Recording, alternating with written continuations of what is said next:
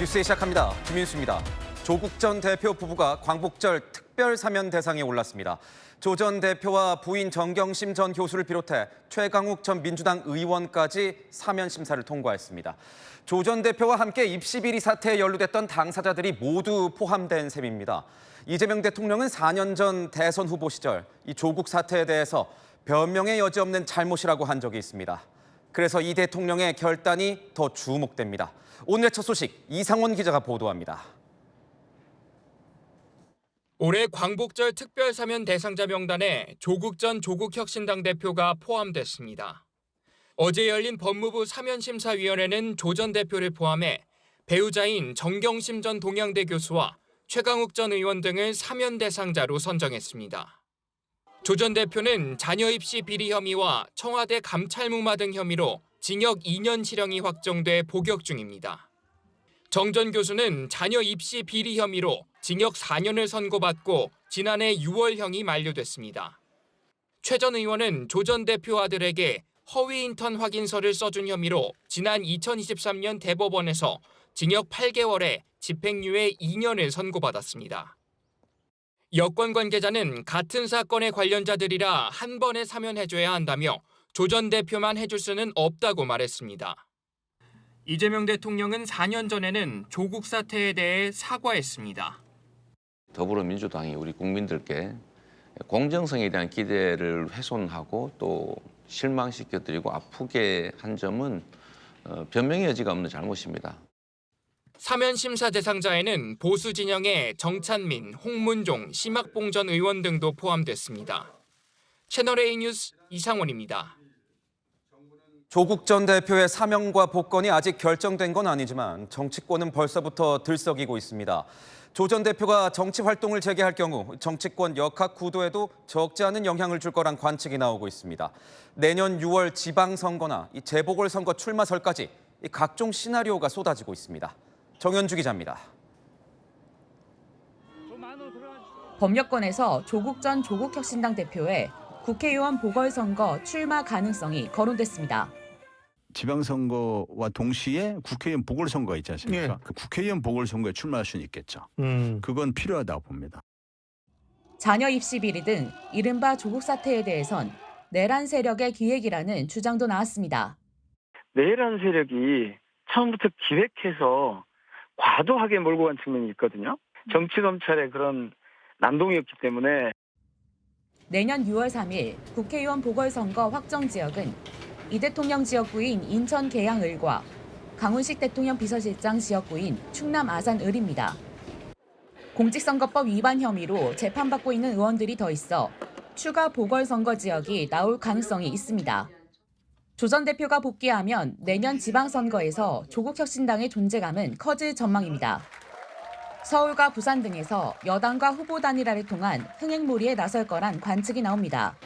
여권 일각에선 견제론도 제기됩니다. 한 친명계 의원은 조국 전 대표가 너무 빨리 유력 대권 주자가 되는 건 바람직하지 않다고 말했습니다. 채널A 뉴스 정연주입니다.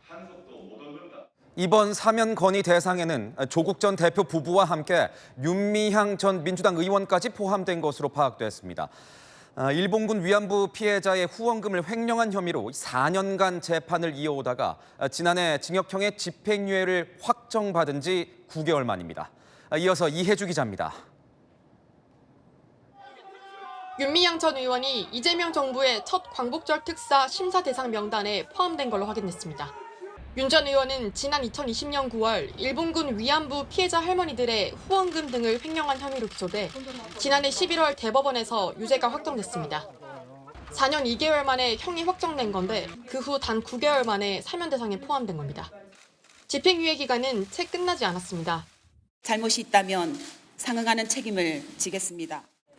당 일각에선 굳이 면죄부를 줄 이유가 무엇이냐는 목소리도 나옵니다. 한 민주당 의원은 대법원 선고 난 지 1년도 안 됐지 않냐며 수감 중인 것도 아닌데 굳이 포함시킬 필요 있냐고 말했습니다. 당시 윤 전 의원의 후원금 횡령 정황을 폭로한 이용수 할머니는 지나간 일이라 더 이상 이야기하고 싶지 않다며 말을 아꼈습니다. 사면 소식이 알려진 오늘 오후 윤 전 의원은 SNS에 검찰이 기소한 건 배임인데 돈을 착복이라도 했다는 것처럼 보도들을 해댔다며 포기하지 않고 뚜벅뚜벅 제가 해야 할 일을 해나갈 것이라고 밝혔습니다. 채널A 뉴스 이혜주입니다. 국민의힘을 포함한 야권은 최악의 정치 사면이라며 강하게 반발하고 나섰습니다. 이제 민주당 정치인들은 죄를 지어도 벌을 안 받는 특권 계층이 됐다고 꼬집었습니다. 보도에 최승현 기자입니다. 국민의힘은 조국 전 대표가 특별 사면 대상에 포함되자 맹공을 퍼부었습니다. 정치적인 흥정을 넘어서 조국 일가족은 아무 죄가 없다고 세뇌시킨 김어준 류의 그릇된 인식을 반영하는 최악의 정치 사면입니다. 최강욱 전 의원까지 포함되자 입시비리 일당들이 모두 포함됐다고 꼬집었습니다. 조국 전 대표가 독립운동을 했습니까? 민주화 운동을 하다가 감옥에 갔습니까?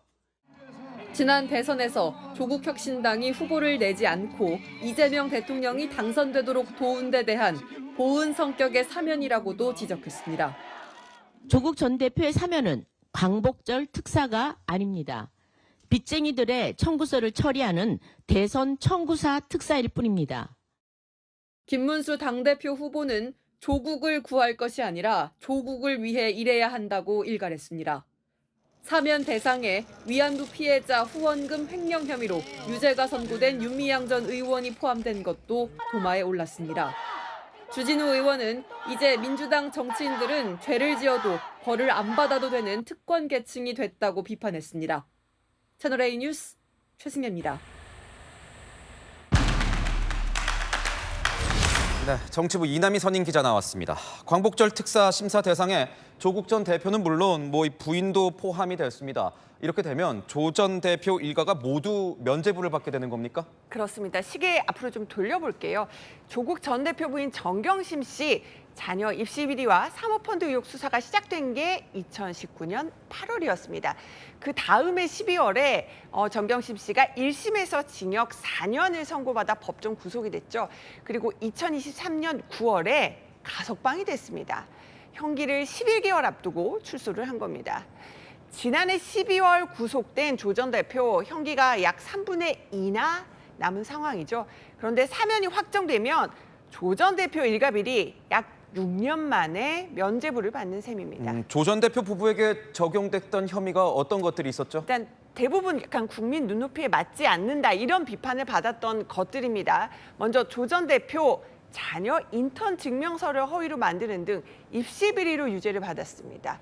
법원은요, 또 딸의 부산대 의전원 장학금 수령을 청탁금지법 위반으로도 봤었습니다. 정경심 씨도 마찬가지죠. 딸 조민 씨 입시에 활용된 동양대 총장 표창장이나 서울대 공익인권법센터 인턴 같은 이른바 7대 스펙, 대법원이 모두 허위로 판단을 했었습니다. 또 미공개 정보 이용 같은 사모펀드 관련 혐의도 일부 유죄로 봤었죠. 보니까 최강욱 전 의원까지 함께 이 사면 대상에 올랐던데요. 그러니까 다 같은 혐의니까는 함께 사면해 줘야 된다 이런 겁니다. 최 전 의원의 경우는요. 조국 전 대표 아들에게 허위 인턴 확인서를 써준 혐의로 2023년 9월에 유죄가 최종 확정이 됐습니다. 당시 징역 8개월의 집행유예 2년을 선고받아 의원직을 상실했었죠. 형이 약 한 달 남은 상태입니다. 윤미향 전 의원도 좀 논란이 되고 있던데요. 그러니까요. 일본군 위안부 피해자 할머니 후원금 횡령으로 기소가 됐는데 그때 이제 국민 공분을 자아낸 사안이기도 했었죠. 지난해 11월 대법원 판결 한번 볼게요.